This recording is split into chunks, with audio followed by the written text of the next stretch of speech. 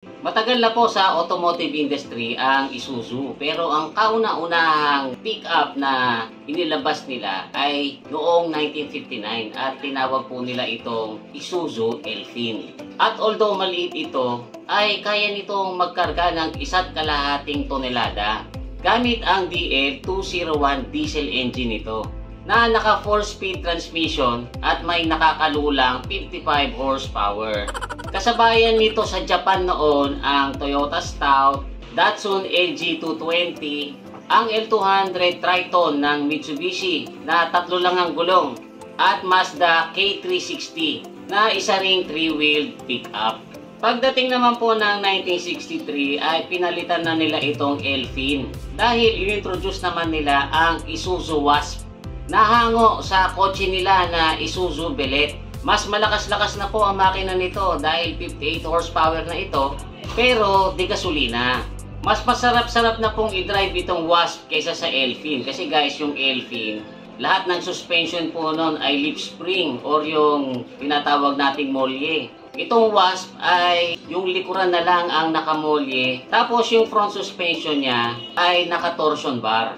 Sa Australia po ay collector's item itong Isuzu Wasp. Kasi 122 pieces lang po ang in-export ng Isuzu doon at lahat yan ay kulay blue.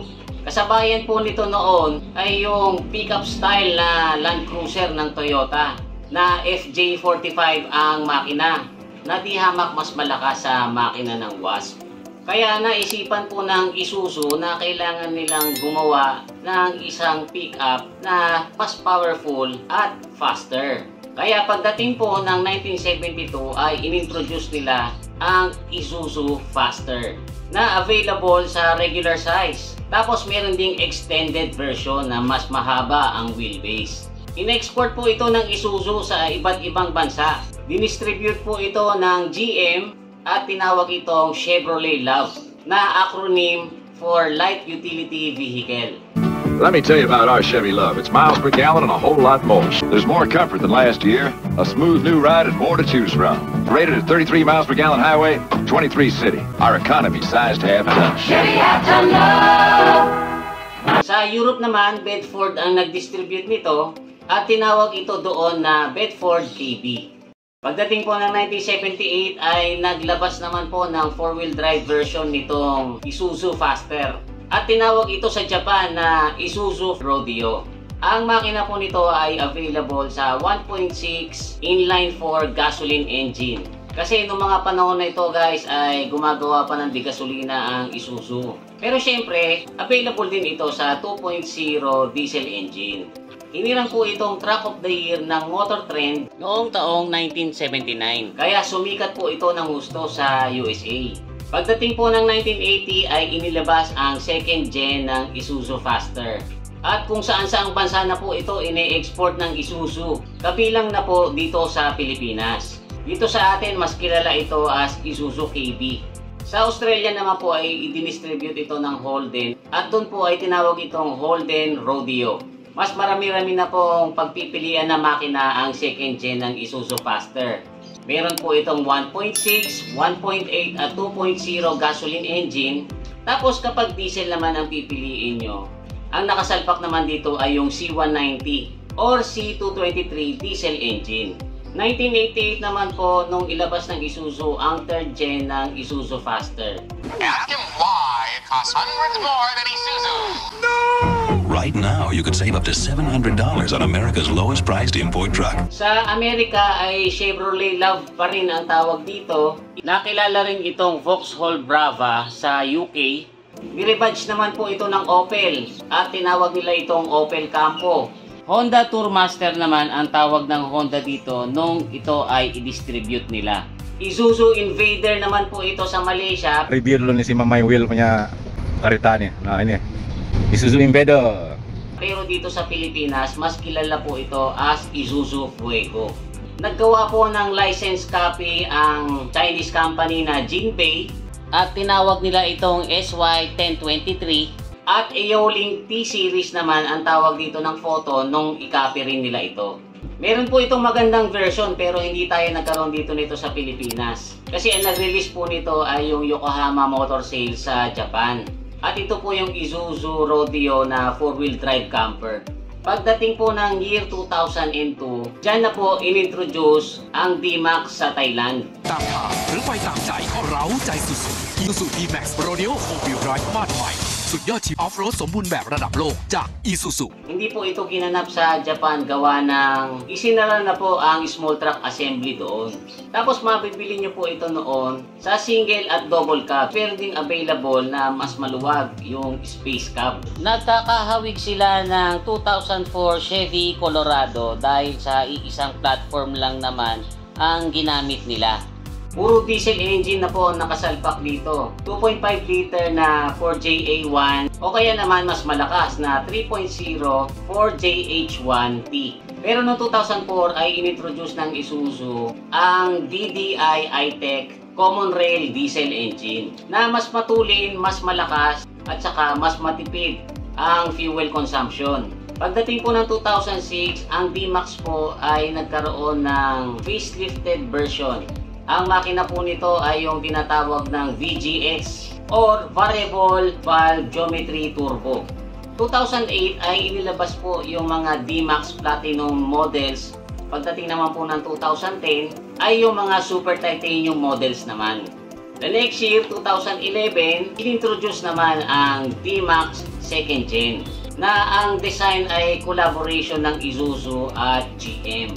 Kaya malaki po ang pagkakahawig nito sa Chevy Colorado kasi kapatid po yan ng D-Max. 42% na mas matibay daw po ito kaysa sa first gen dahil in-improve nila ang design ng chassis. Pagdating po ng 2015 ay inilabas nila yung tinatawag na codename RT85 na facelifted version ng D-Max second gen. Ang very noticeable na pagbabago nito ay mas lumaki yung grille. Dito po sa Pilipinas, 2013 nilaunch ang D-Max second gen na locally made at ginagawa po sa Isuzu Binyan Assembly Plant. Pero pagdating po ng 2019 ay in-announce ng Isuzu na mag-i-stop production na dito sa Pilipinas at mag-i-import na lang tayo sa Thailand. October 2017 ay nagkaroon po ng unveiling dito sa Pilipinas ng D-Max 3.0 TB Blue Power diesel engine. Pagdating po ng October 2019, inintroduce sa Thailand ang Isuzu D-Max 3rd Gen. Mas malaki na po ito kumpara sa 2nd Gen. Mas malakas ang makina, mas matipid sa diesel, at mas na-improve ang mga safety features nito.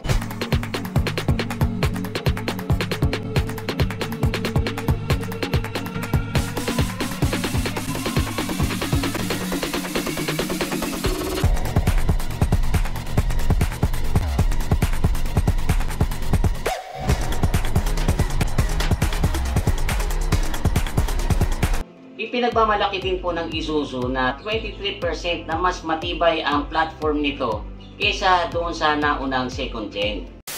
Pagdating po ng June 2020, kahit na kasagsagan pa ng COVID noon, nirelease ng Mazda ang pickup nilang BT50, which is heavily based sa 3rd Gen Isuzu D-Max. Yan ay dahil sa noong 2016 ay nagkaroon po ng alliance ang Isuzu at Mazda. At isa sa napagkasunduan nila ay Isuzu ang magsusupply ng pickup sa Mazda.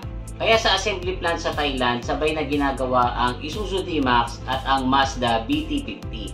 Nagkaroon man sila ng alliance sa Mazda ay itinigil naman nila ang shared platform nito sa Chevy Colorado. Kaya hindi na po magkamuka ang Chevy Colorado at saka D-Max pagdating ng 2019. Dito naman sa atin medyo na-late ng konti kasi 2021 ni-launch ang Isuzu D-Max 3rd Gen. October last year naman po ay nagkaroon ito ng facelifted version na noticeably na iba ang front end, nabago rin po ang taillights, tapos may ibang mga in-improve sa interior. So guys, I hope na na-enjoy nyo itong konting kwentuhan natin about sa evolution ng pickup trucks ng Isuzu. Maraming salamat po sa mga nag-avail ng DMA t-shirts for this week.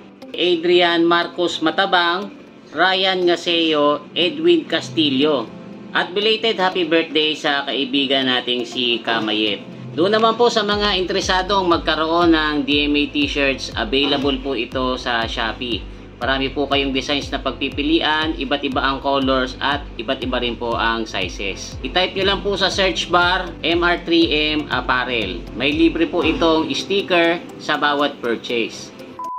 As always, huwag nyo po sanang kakalimutang mag-like, mag-share. Tapos doon po sa mga hindi pa nakasubscribe sa YouTube or nakafollow sa Facebook, pakipindot nyo na po yung subscribe button or yung follow button. Isabay nyo na rin yung notification bell para lagi kayong updated kapag meron tayong mga bagong uploads. Muli, ito si Kuya Mikmik na nagsasabing palagi kang lamang pag marami kang alam. Bye-bye!